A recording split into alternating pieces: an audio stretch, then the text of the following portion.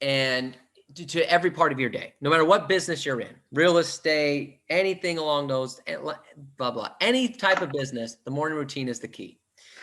So we always talk about the morning routine in real estate, right? Your pre-prospecting routine, things like that. But we don't really ever talk too much about it, just a general morning routine. So I was reading the other day, which sometimes reading gets me in trouble, but this time it actually worked out okay, right? So I was reading the other day about the morning routine of millionaires, billionaires, so on and so forth. Because, Neil's talked about how the Forbes just released their list of, the billionaires, and there's some crazy number, 2,000 billionaires in the world. And as he mentioned, he's not one of them, so he has to keep going to work. So, but I wanted to know, well, what's their morning like? Do they all get a bunch of sleep and sleep 8, 9, 10 hours a day and don't get up until 9? Or do they all get up at 4? Do they all do completely different things and there's no structure? Is there some common structure? What do they do? So I did all this research, read a bunch of different things, read some interviews from people, variety of different people, the Jeff Bezos, the Elon Musk, the Oprah Winfrey's, to a variety of people, Steve Branson, even old Steve Jobs interviews.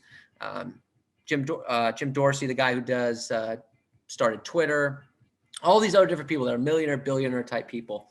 And what I came up with was a list of common things that all these people do in their morning routine. Now, some of them do this plus that, or whatever the case may be, but these are like the common ones that pretty much all of them do in their morning to some capacity. And if we can implement some of these or all of these, that gets us one step closer to being like those millionaire billionaires. Can you tape this, please? It's being recorded. Thank you. Now, what happens after it's recorded, I have no idea. Luckily, we have somebody like Jesse who will figure this out. Because I just hit record and it says it's recording to the cloud, and I don't know what that means. Okay, but that's okay. So anyways, so I want to really get in there and be more like these millionaire billionaires. How can we be about that? So let's jump into this and talk a little bit about what I learned of the morning routine of these people. So the first thing that came up was sleep. That's always the big thing, right? What time do these people wake up? How much sleep do they get?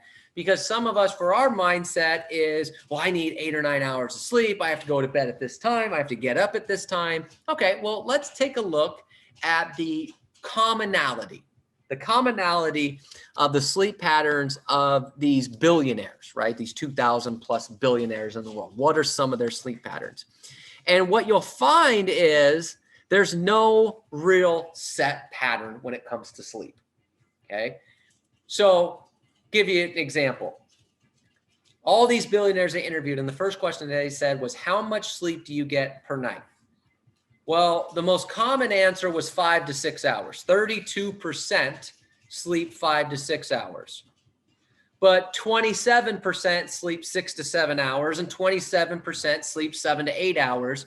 Only 14% sleep 4 to 5 hours. So I bring that up because for some of you, you think, oh gosh, I mean, they probably only get 4 to 5 hours of sleep a night. Well, that's only 14% only get 4 to 5 hours. Most of them are in the somewhere 5 to 8 hours of sleep a night. But the point is, if you sleep 8 hours a night, that's perfectly fine. If you sleep 5 hours a night, that's perfectly fine too. And they go into, for example, well, what time do you go to bed? And for the most part, most people go to bed usually around 11 p.m. So 32% of the people that are in that billionaire list go to sleep somewhere around 11 p.m.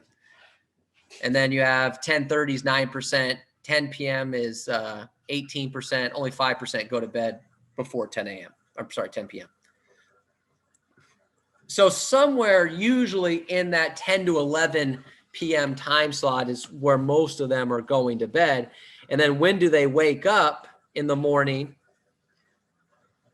Almost all of them, 89% of them are up before 7 a.m. Okay, which is not that extravagant, right? But you have, 11% are up by 4 a.m. 28% are up by 5 a.m. and then another 11% are at 5:30. So if you add this up, by 5:30 in the morning, you have 17 and 11 is 28. You have 56% of the people that are on this billionaire list. They asked the wake up time. 56% are up by 5:30 in the morning. Okay. Now, for some of you, that's pretty common. You're up at 5:30 or so earlier. For some of you, you didn't know that 5:30 a.m. existed. Okay. And that's okay. That's okay because there's still a high percentage of people that get up after that. You just have to go about your day a different way. So the point is with the sleep is that's always one of the main questions we get is what time do they go to bed? How much sleep do they get? So I wanted to start with that of there's no real specific time. It's kind of all over the place. You have to figure out a routine that's good for you. But generally, it's going to bed between 10 and 11 and waking up by 5:30 a.m. That's kind of the general thing. But just to kind of give you an example of some of the people that you might know, like Bill Gates sleeps 7 hours. He goes to bed at midnight, wakes up at 7 a.m. Richard Branson from Virgin Airlines, Virgin Group, sleeps about 5 hours, 5 to 6 hours a day. Okay. Tim Cook, who's the CEO of Apple now, sleeps 6 hours a day. Okay, Jack Dorsey from Twitter, 7 hours. Indra Nooyi, she's the chairman of Pepsi's, 5 hours. Ariana Huffington is 7 hours. So it's a wide variety of different things. Barack Obama, 6 hours. Benjamin Franklin, going back, was 7 hours. Winston Churchill, 5 hours, so on and so forth. So the point is with the sleep, okay, starting out with the sleep is you need to be able to get at least some type of sleep. Okay, you should be getting somewhere between 5 to 8 hours a day. If you're not getting that, then you have a problem. But it's also, you'll notice that almost none of these people go to bed after midnight. So if you're not going to bed until 1 a.m., 1:30 a.m., 2 a.m., first of all, I don't know how the hell you're doing that. When we were in our 20s, we get it. Okay, but how some of you, but I say this because some of you will say this to me because you say, well, Robert, how do you get up so early? I'm like, well, what time do you go to bed? Well, I usually don't get to bed until 1 o'clock. What the hell are you doing? I mean, my goodness, some of you are nuts. All right, but what are you going to do?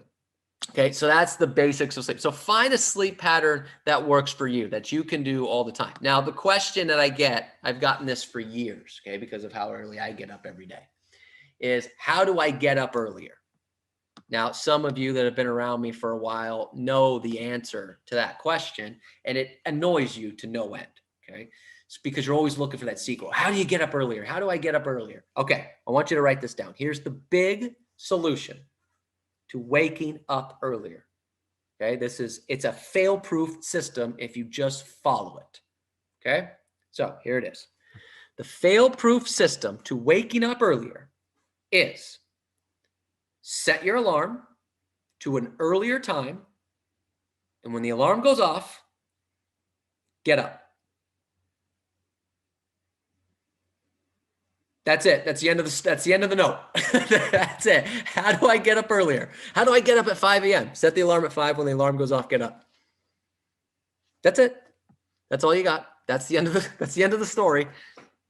But if you want a little bit more, see, here's the thing. Well, I've always heard some people like, well, I set the alarm across the room, so I have to get out of bed. Folks, if you got to come up with gimmicks to get yourself out of bed, we have other problems.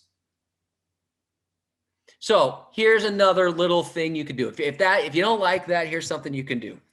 Write your goals, your 1-year goal, your 5-year goal, your 10-year lifetime goals, and put them on your nightstand. And as soon as your alarm goes off, pick that up and look at them. And that should get you out of bed when your alarm goes off. If it doesn't, you need new goals. For example, your alarm goes off and you look at your goals and you say, first class trip ticket for the whole family, 1 month traveling all around Italy. And you go, there's a great Italian restaurant right down the street. I'm sure they're fine. Okay. And you go back to bed, you need a new goal. Okay. You need a new goal. Your goal should get you out of bed. So if you really don't like my first idea of just set the alarm, and when the alarm goes off, get up, put your goals next to your bed, Read those when you get up. That should get you out of bed. Okay. So now beyond the sleep. So what I wrote down here are a number of commonalities of what these billionaires are doing in their morning routine. Now, there's no order of importance here or order in which they do things. This is just how they were written down. So the first thing I wrote down, we kind of talked about, was they wake up before everybody else. Okay. 56% are up by 5:30 in the morning. That's not the common number in society of being up by 5:30 in the morning. 56% are. Okay. You have to get up early. There are only so many hours in a day. And if you want to get a lot done, then you're going to have to put in the hours. Now, however, they also put down here that in terms of productivity, the first hour of your day should be distraction free. You don't necessarily have to start working right away. In fact, you probably shouldn't. But this hour can be useful for meditating, planning out your day, getting ready, whatever the day will throw at you. So your first hour should be very distraction free. Okay, getting up and just getting your day started. Okay, so that's number one is wake up before everyone else. So we kind of already talked about that. The second thing that's a commonality is some sort of working out or getting your blood pumping. Okay. So it says here, waking up early doesn't do much good if you're half asleep. The quickest way to inject some energy in your morning is to do some sort of workout. Now, you don't have to run a half marathon. Okay. And really, you shouldn't do anything that's going to exhaust yourself that you can't do anything the rest of your day. Who's fallen guilty of that before? You get up and you do this strenuous 2-hour workout. And then by the time you work out, you're like, oh, you feel energized? No, I want to go back to bed, actually. But go in for a little bit of a jog, a little bit of a walk, if you want to do some sort of lifting, doing, a little bit of push-ups, walking around, doing some stretching, something to get yourself going, get your blood pumping. Okay. Because you also have to remember that staying healthy is a key to being productive as well. Okay. And the morning will get you going. So if you wanted to do something light in the morning and then, do a stronger workout later in the day, that's perfectly fine, but something to get yourself going. Okay. Now, give you an example of one, Oprah sets aside 1 hour every morning to exercise. She'll go for a run or do some resistance flexibility training. Ariana Huffington begins her day with meditation and yoga. Okay. So it doesn't have to be more than an hour, probably shouldn't be more than an hour. Okay. It could be just 10 minutes. If for any of you that use Peloton, for example, Peloton has the app, and I'm sure there's other things to do this too. Peloton has that app where you can do other classes, not just the bike. And they have a bunch of 10-minute yoga classes, 10-minute core classes. And they always talk about, it's just 10 minutes of your day. Come on, take 10 minutes, take something to get yourself going. Okay. Get the grogginess out, get the cobwebs out, some sort of meditation, something along those lines. Okay. The next thing I wrote down here is eating a nutritious, for the most part, most of them said this part, protein-filled breakfast. Okay, nutritious protein-filled breakfast. So, remember that food is another key part of the morning, but typically you don't want to eat just anything. Okay, so the reason that some of them were saying protein is because that helps fuel your mind and your body, such as eggs, oatmeal, smoked fish, things along those lines. Typically, if you can, stay away from the overly sugar products like waffles, pancakes, sugary cereals, things like that. Now, is that going to happen all the time? No, because look, if I get an ad for Dunkin' Donuts that they have free donut Wednesday, I'm going to go get the coffee anyways. You're going to give me a free donut to go with it. So sometimes you're going to do that, but you have to watch, maintain moderation. But this was, again, these are the common traits of these billionaires, millionaires, of what they do in their morning routine. And a lot of it has to do with their breakfast. They're really conscious of those types of things as well. Okay. Because the other part of that of being on a sugar high is you've heard the crash, right? They talk of like the 2 o'clock crash, the 1 o'clock crash. You're all pumped up, all ready to go, and then you just crash. So you have to kind of more fuel your mind, fuel your brain with more nutrition as far as the breakfast goes. All right, the next thing I wrote down here is read headlines so you are informed. Now, I wrote this down However, this point is a very anti-Mike Ferry point. So, take this as you will, because Mike always says, your morning routine, don't watch the news, don't do anything along those lines. But what a lot of these people say is read the headlines so you're at least informed of what's going on. Okay, take some time during or after the morning to catch up on the latest news. Now, the example that one person gave was, can you imagine speaking with someone in a prominent position who didn't know a major piece of the news that's been making the headlines? Okay. So that's kind of the mindset of it. Now, I will say this, though. You don't want to do a deep dive where you're on the news or social media or watching the news or something like that for too long, because then it becomes overwhelming and more of a depression state, because it's just so toxic. But that's why it says read the headlines so you're informed. Well, what's going on with the coronavirus, for example? Well, LA's in the red county. I'm not red county, red tier. Orange County's in the red tier. San Diego just moved up to the orange tier. Okay. The goal is for the state of California is by June 15th be completely reopened. Those are the headlines. Now, I'm not doing a deep dive into it because then it's going to get into, the political stuff and I hate this and I hate that and all that. But I know the headlines. Okay.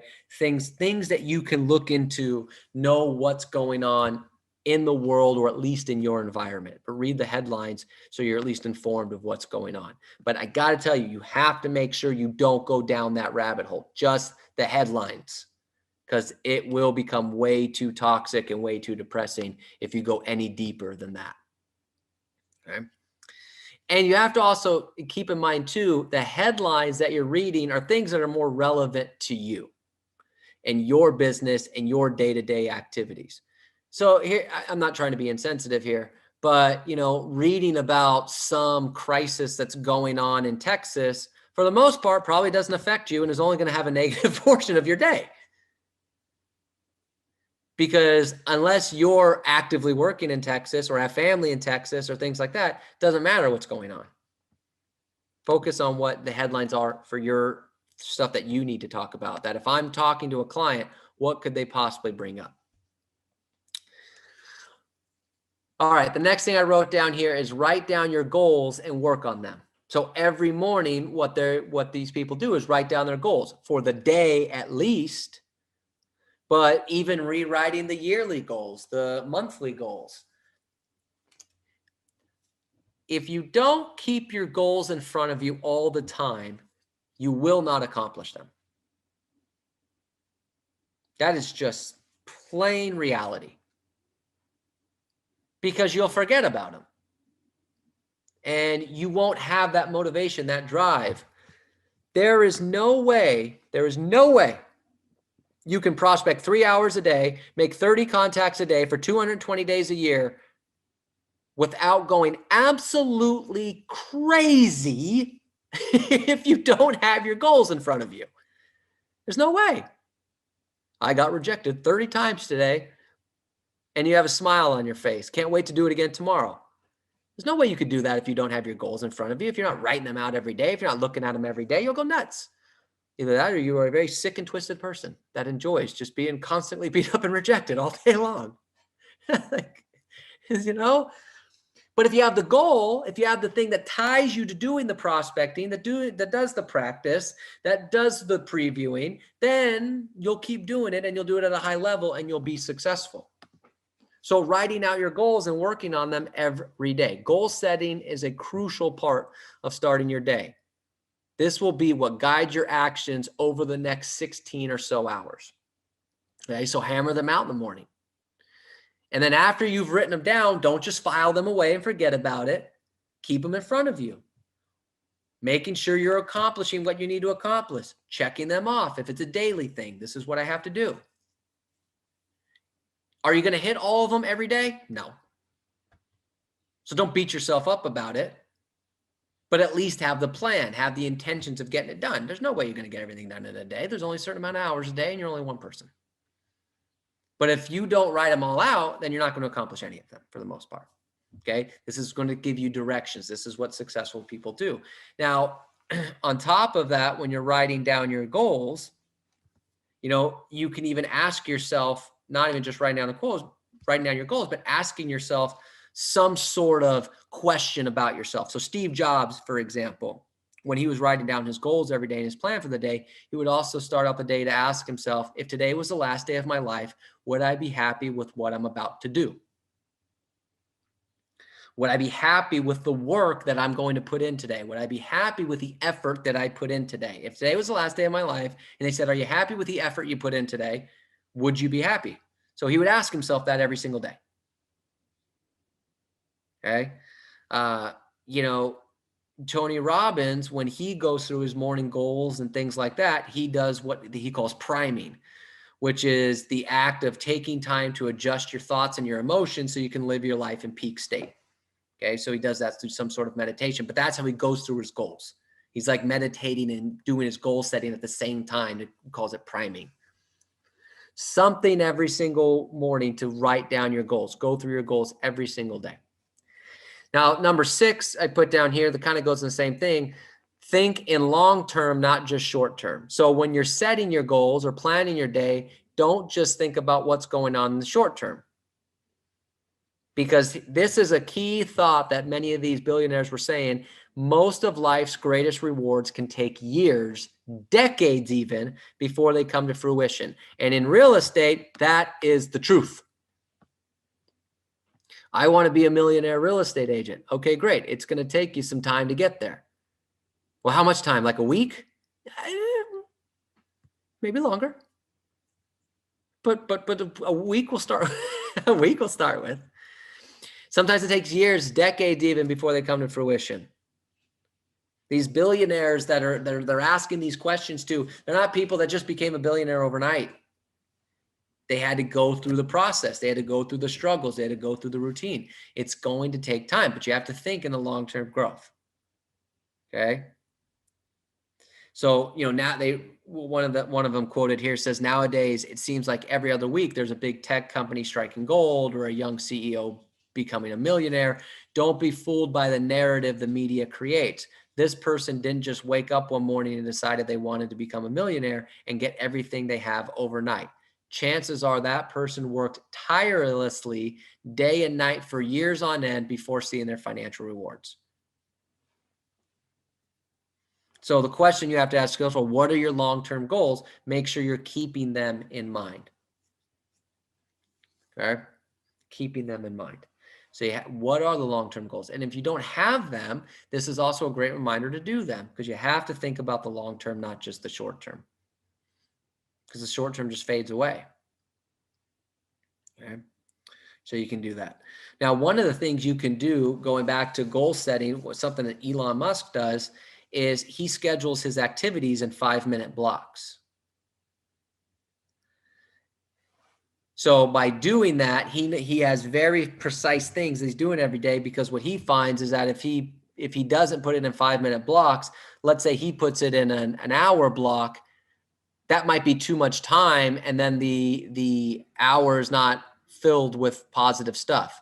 He does an hour for something, puts a block for an hour, and he gets it done in 30 minutes. He finds that next 30 minutes isn't as productive. It's just left over. So if he does everything in 5-minute blocks, if he gets something done, then he's on to the next project, and there's no time wasted. So I would highly recommend some of you to do what they call the time motion study. When you're planning out your day, is you're not going to do 5 minutes, okay? But do every hour, or maybe even every 15 minutes, write down, what did you accomplish in the last hour? What did you accomplish if you want to do advanced, what did you accomplish in the last 15 minutes? To see if you're wasting any of that time, and could you have accomplished more of your goals if you were more productive in that time period? So I would highly recommend doing some things along those lines first. All right. The 7th thing they wrote down here is more of a mindset. Okay. Their morning routine is a mindset, is remembering that every day is a new opportunity. Every day is a new opportunity. If you don't wake up with that mindset, then you're going to waste the day. This brings me back to the Les Miles quote. There's 1,440 minutes in every day, which means there's 1,440 opportunities. How many are you going to give away? So there's multiple of them talked about this as every day being a new opportunity. Now, today might not be your best day, and that's fine. That's just how life works. But remember that every day will bring a new set of challenges and opportunities. It's imperative that you keep an open mind and are receptive to new ideas. The world is always changing, and you have to be willing to think about things from multiple points of view. So are you ready for what today brings? What about tomorrow, the day after? So make sure you go into each day with a positive attitude. I always talked about this in real estate. This right here really talks about kind of what I always think is one of the best parts about real estate is that you wake up every day in real estate and you have no idea what's going to happen.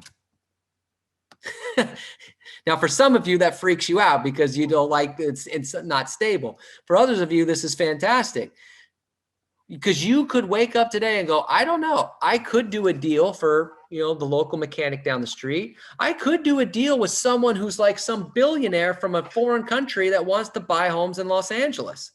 Totally reasonable. You can work with the same people. You have no idea. I might put a deal into escrow. I might have a deal fall out. I might do some prospecting today and find someone who just won the lottery and wants to buy 3 properties. Or I might do prospecting today and get told to F off 35 times. Okay, I have no idea, but that's part of the excitement of the day is that every day brings new opportunities, new challenges. You have to be able to take that on. And if you go in with a positive attitude, you're going to have more opportunities than you are challenges. And this goes back to something that Mike Ferry talks about all the time, that every day starts at 0. Whatever happened yesterday, good or bad, today's a brand new day. So the next one I wrote down, just a couple more things here. I wrote down 11 things. So number 8, okay, commonality is spend some time with loved ones. Now, that could be something as simple as just, sharing a cup of coffee, having a quick conversation, whatever the case may be. But spend at least a few minutes with some people that you care about. Richard Branson, makes family time a morning commitment. He's one of those really big things along those lines. And then there's a 75-year study by Harvard that found that life's success depends more on warm relationships than anything else, including intelligence. So make sure that you're spending a little bit of time, even if it's just a few minutes, with the people you care about. Now, if they don't live with you, maybe it's a phone call, maybe it's a text, maybe it's something along those lines, but spend some time with that. All right, number 9 that I wrote down here, this kind of goes a little bit about having a positive attitude that we talked about, but spread some positivity and joy. Okay, spreading positivity and joy to start your day. Don't just wait for it. Don't just expect it. Be part of the solution, not the problem, as they say, right? Spread positivity and joy. This could be as simple as saying good morning. Sending good vibes to others will not only create a positive start to your day, it will boost your performance. There was a study done by Wharton and Fisher College that found people's mood in the morning affects productivity throughout the day. Now, a lot of you know who Gary Vee is, entrepreneur, investor. His morning routine includes making a call to his family in the car on the way to work. I catch up with them. I really value those small moments. And I always tell them, good morning, how you doing, all these other different things. And he does that every single day. So say a good morning, send a quick text message, make a quick phone call, post something online, whatever the case may be. Start out the day being one of the ones that spreads the positivity and joy. That will make more positivity and joy for you. That puts you in a better mindset, which makes you more productive. Okay? So there you go. All right, 2 more here. Number 10. The most important projects are completed in the morning. Whatever your most important projects are, complete them in the morning. Okay. Everyone has an important project that you have to complete every day. And the billionaires of the world have the same such projects. So they dedicate the hours of the morning to completing them. That's because the early morning hours are the ones when you can most likely work without interruption. Because the truth is, as the day goes on, more options and interruptions come to play, right? More people start to wake up, more things start to happen, more people start to call you. So you can do more things without interruption in the morning. So do your most important projects in the morning. It's also when you're typically the most motivated and energized to do your projects, is in the morning. As the day goes on, you get less and less motivated, which means you're either A, not going to do the most important project, or B, you're going to do your most important project in a half-assed effort. That's no good either. That's no good either. Okay, so make sure you get all your important stuff done in the morning. And then the last thing I wrote down here is don't forget to work on something personal. Spend a couple minutes working on something personal. Personal projects are ones that, light up your heart, your desire, boost your levels of enthusiasm. They can be in any form. They could be writing, painting, reading a book, playing a game, something that's just personal to you. That's not necessarily work related. That's just a personal thing that you like to do. It could be a passion project or just something you like to do on your own. But spend at least a little bit of time doing something personal. It can't be all work. I know we forget that sometimes. We get up, we get ready, we go to work, we get up, we get ready, we go to work. There's got to be a little bit of personal time in there as well in the morning to get your day started. Put yourself in a better mood. Remember, it's about you too. It's about you too.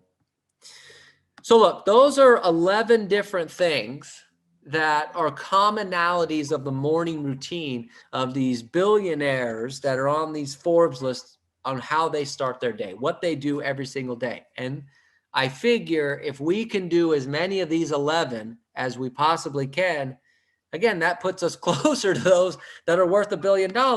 And I think that puts us in a good position.